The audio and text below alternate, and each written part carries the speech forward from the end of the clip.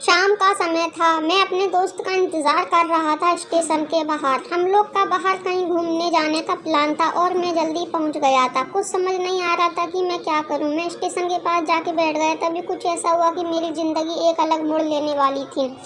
Station की तरफ मैं देख रहा था कि मेरा दोस्त आया कि नहीं। तभी अचानक से मेरी नज़र एक लड़की पर पड़ी। वो जो वक्त था, मैं पूरी तरह उस दिल के लिए थमसा गया था। मैं सब भूल गया था कि मैं कहाँ हूँ, क्यों हूँ।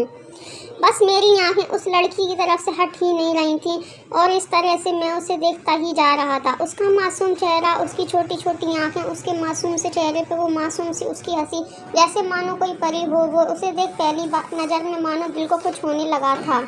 क्या वो प्यार था? मुझे नहीं पता। बस दिल बोल रहा था कि मेरा दोस्त कुछ देर बाद आए या ये वक्त रुक जाए। मुझे उसका नाम जानना था। उसके बारे में बहुत कुछ पता करने को दिल कर रहा था, लेकिन कैसे करूं ये समझ ही नहीं आ रहा था।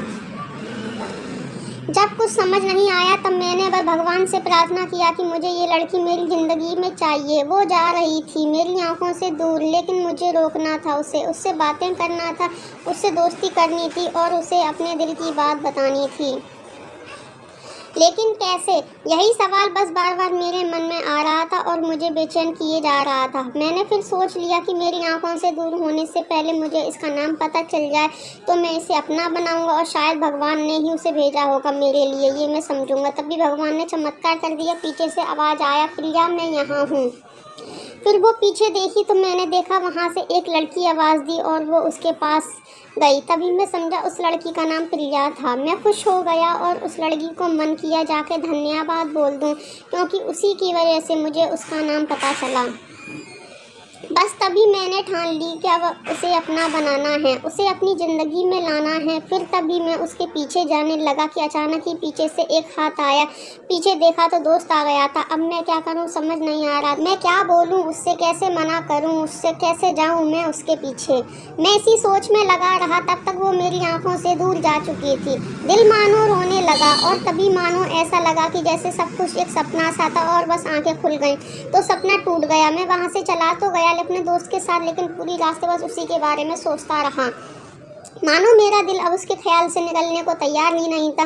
दूसरे दिन मैं कॉलेज के लिए तैयार हो गया और मैं कॉलेज पहुंचा और बेंच पे जाके बैठ गया। तभी दोस्त ने बुलाया और कहा, देख अपने कॉलेज में एक नई लड़की आई है। मेरा मन अभी भी बस उसी के ख्यालों में डूबा हुआ था।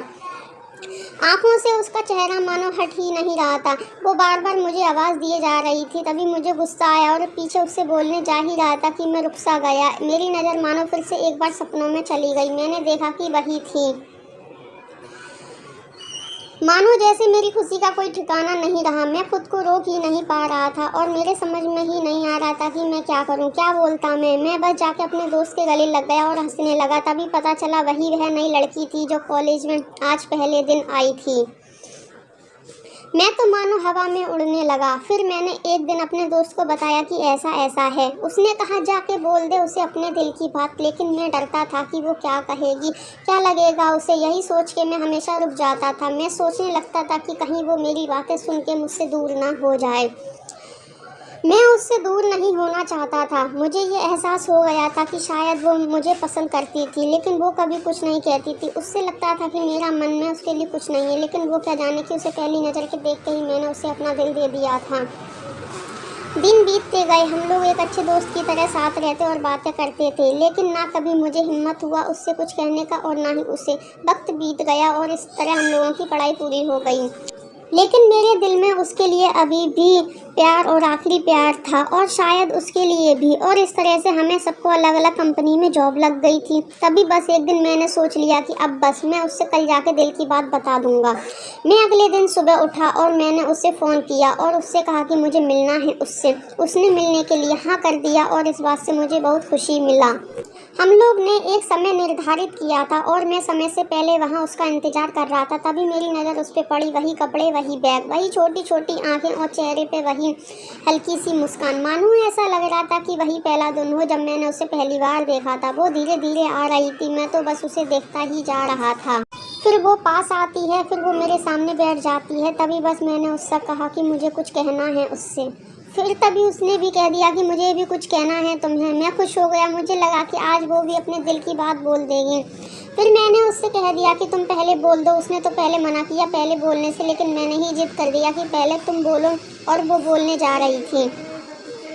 नानो मेरी सांसें रुक गई थी उसकी बातें सुनने के लिए। सब कुछ थम सा गया। बस ऐसा लगा मैं और वो कुछ नहीं है आसपास। फिर उसने अपने बैग से एक कार्ड निकाला और मुझे दिया। वो जो पल था वही पहला पल। अब मुझे लगा कि मेरा सपना था और सपना टूट गया।